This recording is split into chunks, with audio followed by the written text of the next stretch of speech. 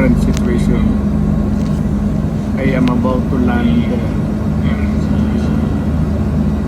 sa Hague.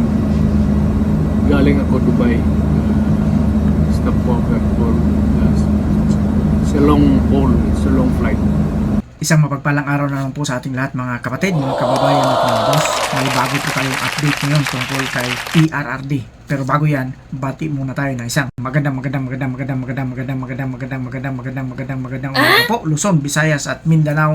At siyempre pa sa mga kapatid natin nasa iba't ibang panig ng mundo, magandang umaga, magandang tanghali, magandang hapon, magandang gabi po sa inyo lahat. Nandito naman po ang lingkod, Boss Rick. Sa araw na ito, pag-uusapan po natin yung bagong update na nangyari kay PRRD.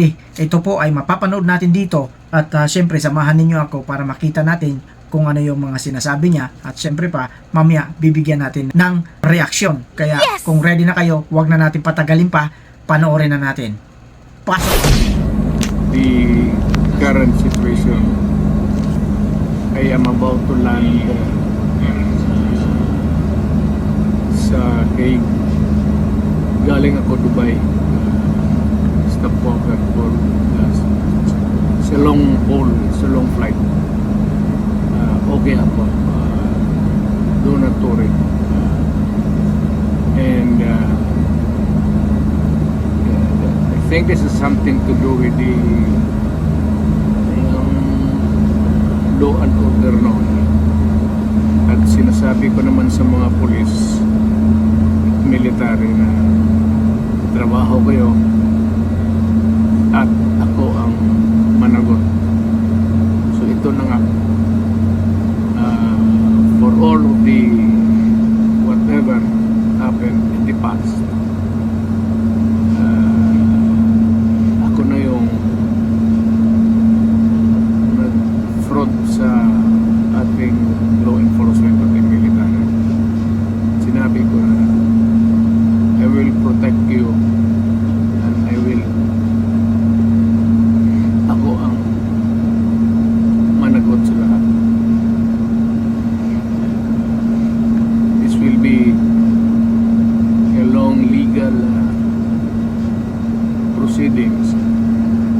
But I say to you, I will continue to serve my country and so be it. Kung ganun ang destiny ko. Salamat.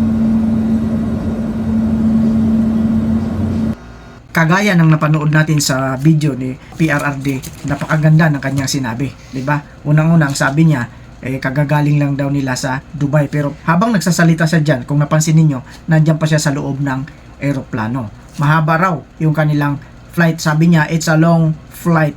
So ibig sabihin, talagang mahaba. Pero ang sabi niya, huwag kayong mag-alala, 'di ba? Nakakahanga, nakakabilib ang kanyang mga binitawang salita at binigyan niya ng pag-asa ang mga taga-suporta niya, lalong-lalo na yung mga taong malapit sa kanya at syempre sa lahat ng mga nagmamahal sa kanya. At sabi niya pa rito, malapit na silang dumating sa kanilang destination, which is ang Netherlands. Ang sabi niya pa nga dyan, it's about to land. So ibig sabihin, malapit na silang lumanding. Pero nakikita natin sa kanyang pananalita talagang ang tapang nandun pa rin. At syempre, kabayanihan ang ginawa niya kasi sabi niya sa mga pulis, binili niya yung mga pulis na magtrabaho lang kayo. Ako na ang bahala rito. Kagaya ng sinabi niya noon, nung nagsisimula pa lang ang kaniyang laban sa droga, ay ako ang mananagot. So ito na, sabi niya, ito na yung time na kailangan kong harapin kung ano man yung mga aligasyon tungkol sa kanya. Kaya mapapabilib ka talaga sa taong ito. 'Di ba? Napansin niyo? Pero makikita natin sa kabilang banda talagang nagsasaya sila. Nagdiriwang sila ng kanilang kagalakan sapagkat nakita nila na naghihirap na nga ang dating Pangulong Duterte. Pero para sa mga taong naniniwala pa rin sa kanya hanggang ngayon at talaga naman